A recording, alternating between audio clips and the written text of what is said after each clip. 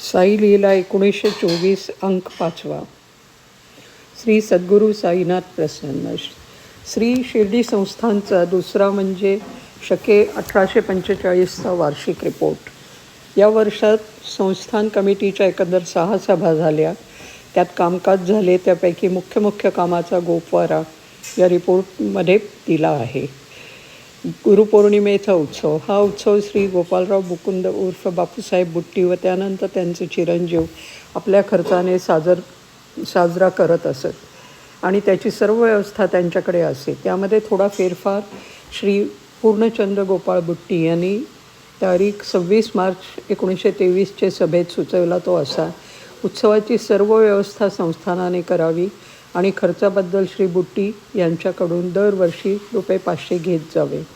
इतर भक्तांकडून वर्गणी येईल तीही संस्थानाने घ्यावी. हा फेरफार संस्थान कमिटीने मान्य केला आणि त्याप्रमाणे गुरुपौर्णिमेच्या उत्सवाची व्यवस्था संस्थानाने केली. अर्थात श्री पूर्णचंद्र भैया उत्सवाला हजर होते आणि योग्य ती मदत करत होते. उत्सवाचा खर्च वजा जाता शिल्लक 4,334 राहिली. त्यापैकी ₹300 संस्थानचे कायम फंडाकडे वर्ग करण्याचा संस्थान कमिटीने तारीख 13/4/24 सभेत ठराव केला आणि त्याप्रमाणे ती रक्कम वर्ग करण्यात आली आहे. त्याच सभेत श्री पुण्यतिथी फंडापैकी ₹300 कायम फंडाला वर्ग करण्याचे ठरले व ती रक्कमही वर्ग झाली आहे. वेशीसमोर कमानी काढावी की काय हे ठरवण्यासाठी संस्थान कमिटीने 28/3/23 रोजी एक सब कमिटी नेमली होती. त्या कमानी काढण्याचे कारण नाही असे सदर सब कमिटीने रिपोर्ट केल्यावरून ते प्रकरण दाखल दप्तर करण्यात आले. त्याच म्हणजे 28/3/23 सभेत लेंडीचे जागेची पुढील व्यवस्था काय करावी हे ठरवण्यासाठी एक सब कमिटी नेमली होती. तिने रिपोर्ट केला की जास्ती जागेसाठी सरकारकडे अर्ज केला आहे. त्याचा निकाल होईपर्यंत हे प्रकरण तहकूब ठेवावे. तो रिपोर्ट कमिटीने मंजूर केला. त्यानंतर म्हणजे चालू साली म्हणजे 13/4/24 सभेत लेंडीचे जागेवर महाराजांची बसायची जागा व त्या लगतचा भाग वगळून बाकीच्या जागेवर आमराई लावावी असे ठरले. त्याप्रमाणे व्यवस्था लवकरच करण्यात येईल. श्रींच्या समाधीवर संगमरवरी दगडाची फरशी करण्याबद्दल विचार करण्यासाठी 7/4/22 रोजी एक सब कमिटी नेमली होती. सब कमिटीचा रिपोर्ट होण्यापूर्वी श्री बुट्टी यांनी त्या कामाला लागणारा खर्च आपण करू असे कळविले व त्याप्रमाणे ते काम चालू साली झाले आहे. याचबरोबर सभामंडपाची फरशी करण्यात आली आहे. समाधीच्या दोन्ही बाजूलाही तशीच फरशी करण्यात आली आहे. बाजूच्या फरशीचा खर्च त्र्यंबक लिंबाजी कोडळ यांनी केला आहे. सभामंडपाच्या फरशीचा खर्च कोणी द्यावा हे अजून ठरलं नाही. संस्थानच्या जुन्या भांड्यांपैकी कोणती विकावी व कोणती दुरुस्त करावी हे ठरवण्यासाठी एक सब कमिटी नेमण्यात आली होती.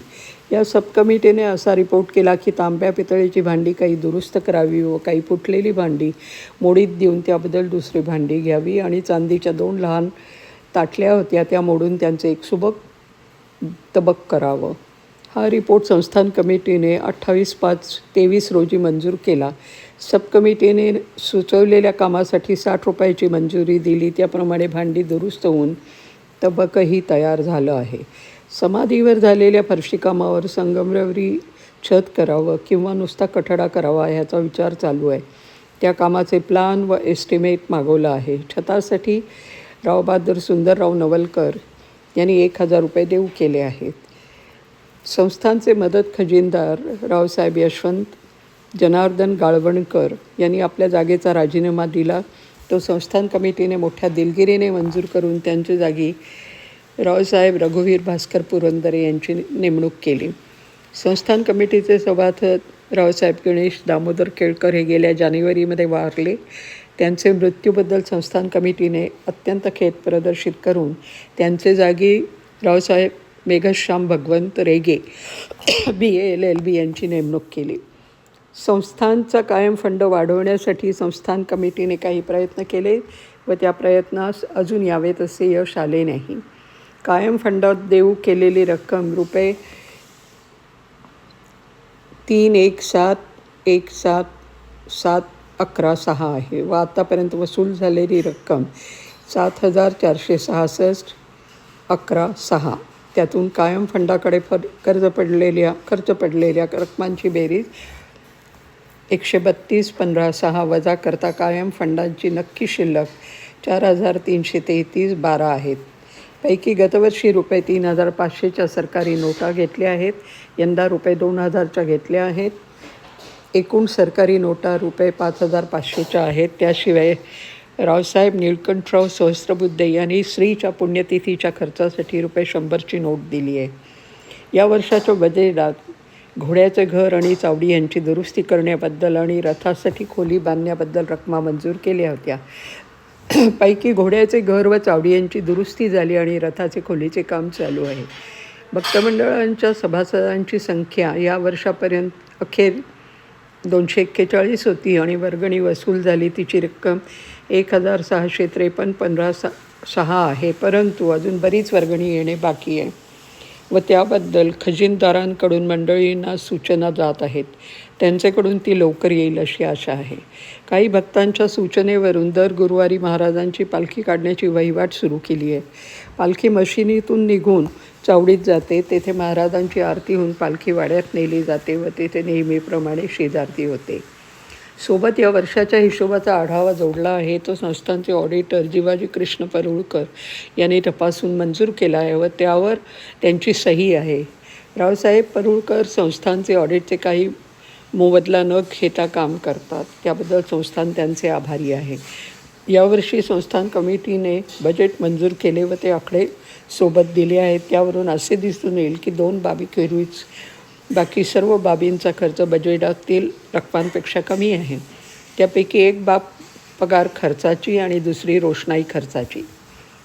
पूर्वी संस्थानात स्वयंपाक होत असे आणि संस्थानचे 2 नोकर म्हणजे सुरुजुद्दीन आणि रंगू गुरव तेथे जेवत असत. तेव्हा त्यांना जेवून पगार अनुक्रमे ₹8 व ₹2 होता. गेल्या जुलै अखेर सूरजदीनने नोकरी सोडली तेव्हा जी नवीन व्यवस्था केली त्या सूरजदीनचे जागी नेमलेल्या मनुष्याला आणि रंगू गुरुवाला अनुक्रमे ₹12 आणि ₹8 कोरडा पगार ठरला आणि श्रीच्या नैवेद्याबद्दल एक मासिक रक्कम ठरवून दिली. त्यामुळे पगार खर्च वाढला पण त्याबरोबरच भोजन खर्च कमी झाला. बजेटात भोजन खर्च व पगार मिळून ₹500 मंजूर केले होते पण दोन्हींचा मिळून खर्च फक्त 366 झाला आहे असे आढाव्यावरून दिसून येईल. रोषणाई खर्चाबद्दल बजेटात ₹300ची मंजुरी आहे पण तो वास्तविक